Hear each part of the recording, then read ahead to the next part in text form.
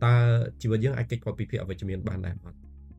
hay nó bây để dương và cho một trong mùi nâng phía ở trong miền ta dương cô tại chưa vô vị thi bà mách đầm bầy ai ở dương miền ở đây phía nông cả cấp công về phía ở trong miền bạn từ đây là nó này và có một cái video thay mới nhóm đang dưới nơi trong video mới này cứ bẹp bón cho mùi nâng phía ở trong miền và đây trong lược nơi sầm nô môi xua từ căn này đó này tha ta chỉ với những ai kết quả bị phía ở trong miền ban này hay nó bây để dương và cho một trong mùi nâng phía ở trong miền ta dương cô tại chưa vô vị thi bà mách đầm bầy ai ở dương miền ở đây phía nông cả cấp công về phía ở trong miền bạnในក្នុងវីដេអូមួយនេះខ្ញុំនឹងនិយាយអំពីប្រមាណចំណុចពាក់ព័ន្ធជាមួយនឹងការគ្រប់គ្រងទៅលើភាពអវិជ្ជមានឬយើងអាចនិយាយបានថាធ្វើជាម្ចាស់លើភាពអវិជ្ជមានសម្រាប់ខ្ញុំភាពអវិជ្ជមានវាមានគ្រប់ពេលវេលាគ្រប់ទីកន្លែងនៅក្នុងជីវិតរបស់យើងអាចនិយាយបានថាវាភាពដូចជាស្រមោលរបស់យើងអញ្ចឹងយើងអាចថាយើងអត់អាចថាយើងអត់មានទៅណាមកណាយើងអត់ឃើញស្រមោលយើងទេប៉ុន្តែយើងមានជំរឿក្នុងការប្រឈមមុខជាមួយនឹងភាពអវិជ្ជមានគឺឧទាហរណ៍ស្ដាប់ណាយើងឧទាហរណ៍ទៅយន្តហោះចឹងគឺมันអាចថាมันមានខ្យល់បក់មកប៉ះនៅស្លាបយន្តហោះហើយប៉ុន្តែស្លាបនៃយន្តហោះអាចមានលទ្ធភាពក្នុងការបក់ឬកិច្ចចេញពីល្បឿនខ្យល់ដែលនឹងត្រូវបក់មកប៉ះហ្នឹងអូខេអញ្ចឹងនៅក្នុងវីដេអូមួយនេះខ្ញុំនឹងធ្វើការចែកម្លែកអំពីគន្លឹះក៏ដូចជាវិធីសាស្ត្រមួយចំនួនដែលយើងយកទៅអនុវត្តបានដើម្បីក្លាយជាម្ចាស់លើភាពអវិជ្ជមានក្នុងជីវិតរបស់យើងមានយើងអាចគ្រប់គ្រងលើភាពអវិជ្ជមាននឹងបានអញ្ចឹងដោយសពម្ដងបើសិនជាបងប្អូនគ្នាចូលចិត្តវីដេអូនៃការលើកទឹកចិត្តក៏ដូចជា content ទៅលើប្រធានបទនៃការអភិវឌ្ឍសមត្ថភាពកុំភ្លេចជួយ subscribe channel របស់ខ្ញុំអ្នកមួយផងឬក៏ like share វីដេអូមួយនេះទៅកាន់អ្នកដែលគាត់ចង់ដឹងចង់ឮទៅលើមាតិកាបែបនេះផងដែរអូខេទី1បងប្អូនគ្នាដើម្បីធ្វើជាម្ចាស់លើភាពវិជ្ជមានបានយើងត្រូវសម្គាល់ថាតើប្រភពនៃភាពអវិជ្ជមានដែលយើងជួបប្រទះហ្នឹងវាបណ្ដាលមកពីអីហើយវាកើតឡើងដោយរបៀបណានៅពេលដែលយើងមានលទ្ធភាពទៅស្វែងរកឃើញអំពីឫសគល់ក៏ដូចជាដំណើរដើមតងនៃភាពអវិជ្ជមាននៅក្នុងជីវិតដែលមានឥទ្ធិពលមកលើការរស់នៅរបស់យើងគឺយើងអាចនឹងធ្វើឲ្យយើងមានលទ្ធភាពក្នុងការទៅកំណត់ឲ្យបាននៅវិធីសាស្ត្រនៃការគ្រប់គ្រងឬដោះស្រាយទៅលើចំណុចទាំងអស់ហ្នឹងខ្ញុំមកដល់ថាយើងតែងមានផ្នែកគំនិតអវិជ្ជមានមកលើខ្លួនឯងនៅពេលដែលយើងចាប់ផ្ដើមធ្វើការងារណាមួយដែលយើងអត់ធ្លាប់មានបទពិសោធន៍ពីមុនមកយើងគិតថាមិនយើងគិតថាទៅមិនរួចទេសម្រាប់កុំកើតដែរគ្មានលទ្ធផលទេមិនសាកល្បងទេពាក្យទាំងអស់នេះគឺជាពាក្យមួយដែលវានឹងមកជន់ពន្លិចនៅការខិតខំប្រឹងប្រែងរបស់យើងអញ្ចឹងនៅពេលដែលយើងអាចគិតថាអូវាកើតមកពីគេតើហេតុអីវាមានឥទ្ធិពលមកលើជីវិតរបស់យើងអញ្ចឹងយើងទៅកំណត់ឲ្យដឹងថាតើវាកើតឡើងដោយរបៀបម៉េចរកយើងពីមុនយើងទម្លាប់ធ្លាប់ធ្វើនិយាយភាសានឹងមកដាក់ខ្លួនឯងដោយសារយើងបរាជ័យច្រើនពេកទៅនឹងបបិសោតដែលយើងធ្លាប់ជួបមកឬក៏ស្តៀងគ្នាហ្នឹងវាធ្វើឲ្យយើងអាចជំនះនៅភាពភ័យខ្លាចនឹងបានអញ្ចឹងនៅពេលដែលយើងអាចឲ្យខ្លួនឯងទៅស្វែងរកឲ្យឃើញនៅភាពអវិជ្ជមាននៅក្នុងជីវិតហ្នឹង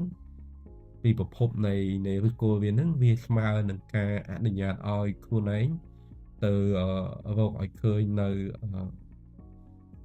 សញ្ញាណក៏ដូចជាប្រភពនៃការដោះស្រាយទៅលើភាពអវិជ្ជមានហ្នឹងអញ្ចឹងចាយពេលឆ្លងបញ្ចាំងទៅលើខ្លួនឯងបានច្រើនថាតើរឿងទាំងអស់ហ្នឹងវាបណ្ដាលមកពីអីគេឈានចូលទៅកាន់ចំណុចទី2របស់គ្នាមនុស្សមួយចំនួនពេលជួបបញ្ហាជាពិសេសភាពអវិជ្ជមានណាគាត់គិតវិញគាត់អត់ទៅប្រឈមមួយវាអត់ទៅ challenge ជាមួយនឹងភាពអវិជ្ជមានទេប៉ុន្តែខ្ញុំគិតថានៅពេលដែលយើងជួបស្ថានភាពកាន់លំបាកយើងគឺវឹកតែត្រូវទៅគ្រប់គ្រងលើភាពអវិជ្ជមានមួយនឹងតាមរយៈការទៅគ្រប់តាមរយៈការប្រឈមមុខជាមួយវាវាមិនងាយស្រួលដោយអ្វីដែលខ្ញុំនិយាយទេមនុស្សដែលកំពុងតែពិបាកចិត្តកំពុងតែគិតអីមួយវាមើលទៅវាមានភាពអវិជ្ជមានតើឲ្យទៅគ្រប់គ្រងវាមិនបាទ នេះគឺជាចំណោទបញ្ហាមួយដែលយើងគួរតែពិចារណាប៉ុន្តែបើយើងបត់ប្រឡែងឲ្យភាពអវិជ្ជមានហ្នឹងគ្រប់គ្រងមកលើជីវិតរបស់យើងនៅទីបំផុតយើងអត់ទទួលបានអីជាលទ្ធផលទេក្រៅពីពង្រីកនៅអាភាពអវិជ្ជមានទាំងអស់ហ្នឹងឲ្យមកគ្រប់គ្រងលើជីវិតរបស់យើងអញ្ចឹងយើង challenge មួយវាអូខេបន្តយើងជួបបញ្ហានៃការគិតអវិជ្ជមានមកលើខ្លួនឯងទៅលើធានបត់របស់យើងអត់ពាក់ព័ន្ធជាមួយនឹងការទៅមើលស្រាវខ្លួនឯងទាំងដែលយើងតបានចាប់ផ្ដើមអញ្ចឹង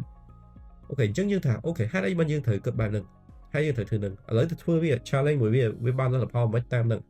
យើងទៅប្រឈមមុខមួយវាឲ្យបានពេញលេញនេះគឺជាការបង្កើននៅធម៌ពលបង្កើននៅភាពជឿជាក់លើខ្លួនឯងដើម្បីទៅគ្រប់គ្រងលើភាពអវិជ្ជមានបើសិនជាស្ថានភាពបែបនេះយើងធ្វើវាហើយយើងទទួលបានជោគជ័យវាគឺជាសញ្ញាណវិជ្ជមានបែបដែលយើងអាចបង្ហាញប្រាប់ខ្លួនឯងថាវាមិនមែនដូចអីដែលយើងគិតទេហើយនេះយើងមិនត្រូវគិតអញ្ចឹងនៅពេលដែលយើងអាច challenge ជាមួយវាទៅគួតប្រជែងជាមួយនឹងភាពអវិជ្ជមានទាំងអស់ហ្នឹងវានឹងបង្កើតនៅអត្តន័យនៃការខិតខំរបស់យើងហ្នឹងឲ្យមានលក្ខណៈកាន់តែមានរូបភាពមួយថាមានទំនុកចិត្តលើខ្លួនឯងបានច្រើនណាអញ្ចឹងខ្ញុំលើកទឹកចិត្តដល់អ្នកគ្នាទោះបីថាអូខេពិបាកប៉ុន្តែនៅស្ថានភាពលំបាកអូខេយើងកំពុងតែប្រឈមមុខជាមួយនឹងរឿងផ្ទួនមែនទេក្នុងជីវិតប៉ុន្តែយើងគិតមកមើលអូខេយកវាមកធ្វើវាមកដោះស្រាយវាម្ដងមួយមកអាណាចាំបាច់អាណាសំខាន់យើងធ្វើមុនអាណាមិនស្អីសំខាន់យើងធ្វើឲ្យមួយហើយយើងធ្វើមួយទៀតបើថាយើងធ្វើខ្លួនឯងបង្កើតអូខេរកជំនួយសុំការប្រឹក្សាយោបល់សុំមតិស្វែងជ្រាវបន្ថែមដើម្បីដោះស្រាយរឿងនឹងកុំទៅជួបបញ្ហាឲ្យបញ្ហាសង្កត់ពីលើយើងទៅបានចូលកាន់ចំណុចទី3របស់នេះនៅពេលដែលប្រឈមមុខជាមួយនឹងភាពអវិជ្ជមានយើងគួរតែជ្រើសរើសយកវិធីមួយនេះនោះគឺការដែលគ្រប់គ្រងទៅលើការគិតរបស់យើងភាពអវិជ្ជមានមួយចំនួនវាមិនមានអតិពលខ្លាំងទេប៉ុន្តែយើងទៅលាប់ប្រើអារម្មណ៍របស់យើងមកក៏បំដប់លើសតិរបស់យើងខួរក្បាលរបស់យើងភាសាដែលគេនិយមក្នុងការនិយាយថា drama យើងប្រើអារម្មណ៍ drama ច្រើនពេកខ្ញុំឧទាហរណ៍ថាយើងជួបរឿងមួយចំនួនវាលំបាកវាពិតជាលំបាកប៉ុន្តែយើងគិតកាន់តែលំបាកដោយសារតែយើងមិនដែរទៅប្រឈមមុខជាមួយវាអញ្ចឹងការគិតរបស់យើងឲ្យអត្ថភាពទៅលើតែបញ្ហាយើងផ្ដោតទៅលើតែបញ្ហាដែលយើងជួបប្រទះប៉ុន្តែយើងមានតែសួរខ្លួនយើងថាយើងមានតែបានចាយពេលទៅអង្គុយគិតទៅរកនៅដំណោះស្រាយដើម្បីបដោះស្រាយបញ្ហានឹងបានដល់ប៉ុណ្ណេះអញ្ចឹងឲ្យត្រឡប់មកគិតសាថ្មីទៅវាពិតជាអ្វីមួយដែលនឹងជួយយើងល្អប្រសើរដែលភាសាផ្នត់គំនិតផ្ដោតទៅលើភាពអវិជ្ជមានជាការគិតលើបញ្ហាឬក៏ការដែលផ្ដោតទៅលើដំណោះស្រាយវានឹងល្អប្រសើរអញ្ចឹងត្រឡប់មកគិតសាថ្មីការគិតគឺសំខាន់មែនទេ thinking is everything ការគិតគឺគ្រប់យ៉ាងទាំងអស់នៅពេលស្ថានភាពដែលយើងលំបាកយ៉ាងណាក៏ដោយតោកយ៉ាងណាក៏ដោយបើយើងមានការគិតល្អវាគឺជាអ្វីមួយដែលនឹងជួយយឹតយងយើងឡើងនៅទីបំផុតហើយខ្ញុំលើកទឹកចិត្តទៅកាន់អ្នកនរគ្នាពេលជួបបញ្ហាកុំបង្ហាញនៅអារម្មណ៍តូតុនទៅនឹងបញ្ហាហ្នឹងពេកពេលយើងកុំ drama ឲ្យអារម្មណ៍ហ្នឹងមានឥទ្ធិពលមកលើ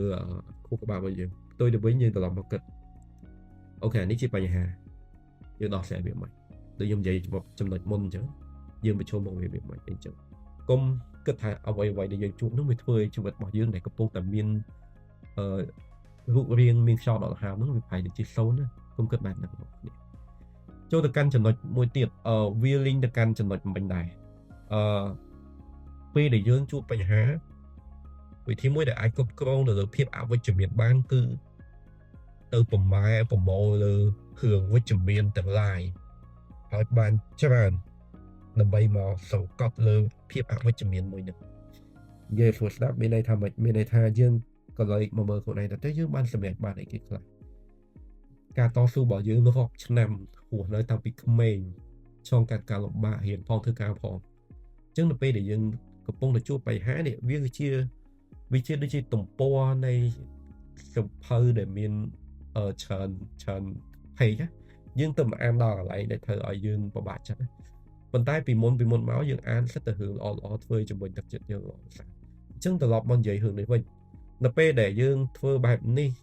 វាអត់ចំណេញទេអញ្ចឹងអ្វីដែលយើងត្រូវធ្វើគឺគិតមកវិញយើងឆ្លងកាត់រឿងល្អច្រើនអូ should be proud របស់យើងសារគួរមានមោទនភាពខ្លួនឯងមនុស្សទៅអំតហួសមកដល់ប៉ុណ្ណាតោះគ្នាពិបាកណាសម្រាប់ខ្ញុំគិតថាពិបាកមែនតើដោយសារហេតុអីយើងឆ្លងកាត់ការអប់រំយើងឆ្លងកាត់ការបីបាច់ថែរក្សារបស់ពុកម្ដាយរបស់យើងគាត់ថែយើងដូចកែវភ្នែករបស់គាត់ហើយគាត់មើលថែយើងផ្ដល់ដំបូន្មានការអប់រំផ្ដល់ទាំងថវិកាការគ្រប់គ្រងទាំងអស់របស់យើងអញ្ចឹងហេតុអីយើងជួបបញ្ហាប៉ុណ្ណឹងយើងត្រូវបកបាក់ដេកដួលហើយត្រឡប់មកគិតពីខ្លួនឯងវិញយើងខំយើងជំនះយើងតស៊ូទៅបានប៉ុណ្ណឹងអញ្ចឹងហេតុអីបើយើងឲ្យចំណុចខ្មៅនៅលើផ្ទាំងกระดาษសដ៏ធំមួយហ្នឹងមានឥទ្ធិពលមកលើជីវិតរបស់យើងក៏លេខទៅមើលចំណុចសជាច្រើនក៏លេខទៅមើលអ្វីដែលវាល្អប្រសើរជាច្រើននៅក្នុងជីវិតរបស់យើងជាជាងដែលផ្ដោតទៅលើតែភាពអវិជ្ជមានពីព្រោះការដែលធ្វើបែបហ្នឹងយើងនឹងពង្រីកនៅបញ្ហាឲ្យកាន់តែធំទៅហើយ always be gratitude មានតែយើងគួរតែដឹងគុណមកលើខ្លួនឯងមកលើមនុស្សជំនួយខ្លួនដែលគាត់តែងតែជួយយឹតយោងឡើងយើងឡើងតែជួយគ្រប់គ្រងយើងគ្រប់ពេលនេះអញ្ចឹងហើយយើងជួបបញ្ហាភាពអវិជ្ជមានមួយហ្នឹងយើងមិនដើរឲ្យវាមកគ្រប់គ្រងលើខ្លួនឯងបានអញ្ចឹងខ្ញុំគិតថាវាជាអ្វីមួយដែលខ្ញុំអាចនឹងចែកម្លែកទៅវាអាចយកទៅអនុវត្តបានទៅលេខមកមើលខ្លួនឯងបានច្រើនអាណិតខ្លួនឯងទៅលើការខិតខំរបស់យើងលំបាកណាស់ទៅបានប៉ុណ្ណឹង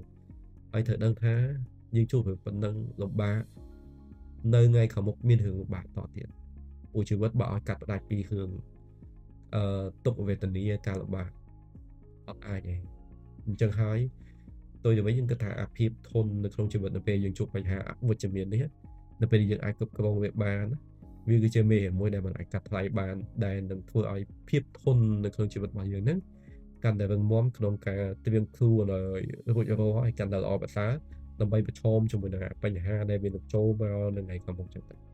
អញ្ចឹងបងប្អូនលេខមកមើលខ្លួនឯងក្នុងផ្លូវវិជ្ជមានឲ្យបានច្រើនជាជាងដែលចាយពេលទៅផ្ដោតទៅលើរឿងមួយដែរវាអត់មានប្រយោជន៍អីក្នុងការជួយយើងសោះចឹងណាចុងក្រោយគេបងប្អូនភាពអវិជ្ជមានខ្ញុំនិយាយថាពីដើមកាប់អាចបានប៉ុន្តែយើងអាចធ្វើឲ្យខ្លួនឯងហួរនៅសប្បាយចិត្តក្នុងអំឡុងពេលដែលយើងមានផ្នត់គំនិតអវិជ្ជមានបានដោយសារតែការផ្ដោតទៅលើសកម្មភាពណាដែលធ្វើឲ្យយើងហួរនៅទៅសប្បាយចិត្តខ្ញុំឧទាហរណ៍ថាយើងមាន hobby យើងមានចំណង់ចំណូលចិត្តនៃការគូររូបយើងមានចំណង់ចំណូលចិត្តនៃការលេងកីឡាយើងមានចំណង់ចំណូលចិត្តនៃការអានសៀវភៅប៉ុន្តែស្រាប់តែពេលយើងជួបបញ្ហាតអស់ហ្នឹងវាបាត់ទៅដល់អស់លេងអ្វីដែលយើងចូលចិត្តវាស្រាប់តែធ្វើជីវិតរបស់យើងលែងមានភាពសប្បាយរីករាយដោយសារតែភាពអវិជ្ជមានអញ្ចឹងដើម្បីគ្រប់គ្រងវាបានទៅប្រម៉ូអ្វីដែលយើងចូលចិត្តយកមកវិញអីដែលយើងចូលចិត្តឲ្យធ្វើវាម្ដងតិចទោះបីពិបាកយ៉ាងណាក៏ដោយក៏ត្រូវធ្វើឲ្យត្រូវដឹងបងប្អូនបើវាពិតជាអ្វីដែលយើងចូលចិត្តមែនណាទោះបីផ្លូវអារម្មណ៍យើងកំពុងតែតានតឹងយ៉ាងណាក៏ដោយគឺយើងនៅតែមានកម្លាំងទៅធ្វើវាដែរវាខ្លាចថាអ្វីដែលខ្ញុំនិយាយហ្នឹងវាមិនមែនជាអីមួយដែលយើងចូលចិត្តអញ្ចឹងទៅប្រម៉ូនៅអ្វីដែលយើងចូលចិត្តឧទាហរណ៍ដូចជាចំណង់ចំណូលចិត្តឡានអីចឹងដែលខ្ញុំនិយាយមិញយកមកធ្វើវាវិញដើម្បីជាគ្រឿងដើម្បីជាអាវុធក្នុងការប្រឆាំងដើម្បីនៅទីបំផុតគ្រប់គ្រងលើភាពអវិជ្ជមានរបស់ខ្លួនឯងបានហើយ best recommendation នៅចុងក្រោយរបស់គ្នាខ្ញុំតែនិយាយជឿរឿយពេលដែលយើងមានផ្នត់គំនិតអវិជ្ជមានគិតមិនល្អមកលើខ្លួនឯងវាជាពេលដែលនឹងនាំយើងទៅរកភាពតានតឹង stress ឡើងអញ្ចឹងចំណុចមួយដើម្បីគ្រប់គ្រងភាពតានតឹងបានល្អគឺហាត់ប្រាណធ្វើឲ្យខ្លួនឯងមានចលនាបែកញើសវាប្រកបណាស់យើងនឹងបញ្ចេញដូប៉ាមីនដែលធ្វើឲ្យកម្លាំងជំរុញទឹកចិត្តរបស់យើងកាន់តែប្រសើរក្នុងការទៅប្រឈមមុខជាមួយនឹងភាពអវិជ្ជមានរបស់ហ្នឹងគ្រប់គ្រងលើបញ្ហាហ្នឹងបានអញ្ចឹងនៅពេលដែលយើងហាត់ប្រាណហើយណាក៏វាធ្វើឲ្យរាងកាយរបស់យើងមានសភាពល្វើយនឿយហត់វាធ្វើឲ្យការគេងរបស់យើងនេះវាកាន់តែល្អប្រសើរនៅទីបំផុតអញ្ចឹងអរគុណដល់អ្នកគ្នាជាថ្មីម្ដងទៀតចំពោះប្រធានបទនៃការលើកឡើងពីភាពអវិជ្ជមានអញ្ចឹងហើយខ្ញុំសង្ឃឹមថាវានឹងអាចយកទៅអនុវត្តបានអញ្ចឹងខ្ញុំមានតែប៉ុណ្្នឹងដល់អ្នកគ្នាហើយបើអ្នកគ្នាមានមតិយោបល់អីផ្សេងឬក៏ចង់ឲ្យខ្ញុំនិយាយប្រធានបទផ្សេងជួយ comment នៅខាងក្រោមមកដើម្បីជាការលើកទឹកចិត្តសម្រាប់ខ្ញុំក្នុងការផលិតនៅមាតិកាបែបនេះបន្តទៀតអរគុណចំពោះបេក្ខភាពហើយខ្ញុំនឹងជួបអ្នកនរគ្នានៅក្នុងវីដេអូផ្សេងទៀតសូមជម្រាបលា